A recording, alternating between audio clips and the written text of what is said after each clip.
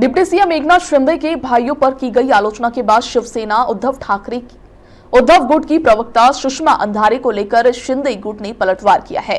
शिंदे गुट की प्रदेश प्रवक्ता ज्योति वाघमारे ने बिना नाम लिए सुषमा अंधारे पर तीखा हमला बोला। उन्होंने कैमरे के सामने झूठे आरोप लगाने का आरोप लगाते हुए रामायण की शूर्पणखा से तुलना की। ज्योति वाघमारे ने कहा कि कुछ लोग जानबूझकर बयानबाजी कर सहानुभूति बटोरने की कोशिश कर रहे हैं, जिसे जनता अच्छी तरह समझती है। खरं तर कालपासून जो गदारोळ एका शूर्पणखेनं माजवलेला आहे, रामायणात सुद्धा अशीच एक शूर्पणखा होती की जी राम आणि लक्ष्मणांच्या वरती आरोप करत होती।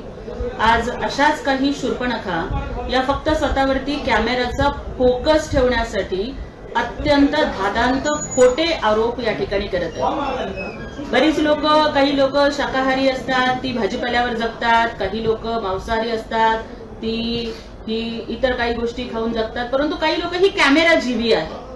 आणि या कॅमेरा जीवी लोकांना जर 2-4 दिवसातून आपण जर मीडियावरती दिसलो नाही ना, तर मग त्यांना कुठे काय करू आणि मग काहीतरी हलतू आरोप करत बसायचे, याच्याशिवाय त्यांना दुसरं काहीच कळत नाही। अशा या कॅमेरा जीवी लोक जी माननीय उपमुख्यमंत्री एकनाथजी शिंदे साहेब यांना फक्त निवडणुकीच्या तोंडावरती काहीतरी आरोपांची राळ उठवायची आणि बदनामी करायची आहे, अशा गोष्टी करणाऱ्यांना महाराष्ट्राची जनता भीक घालणार नाही। आणि मला त्यांना एवढंच सांगायचंय की बदनामी करने का हक है तुम्हें, क्योंकि बराबरी करने की औकात नहीं है तुम्हारी।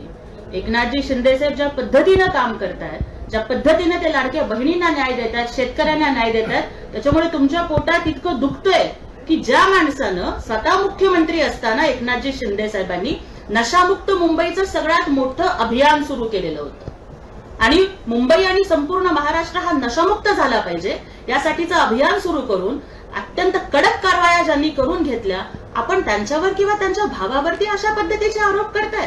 कालच्या त्यांच्याच प्रेस कॉन्फरन्समध्ये ते सांगतायत की धाड पडली कुठे, तर सातारा जिल्ह्यातल्या सावरीमध्ये पडली।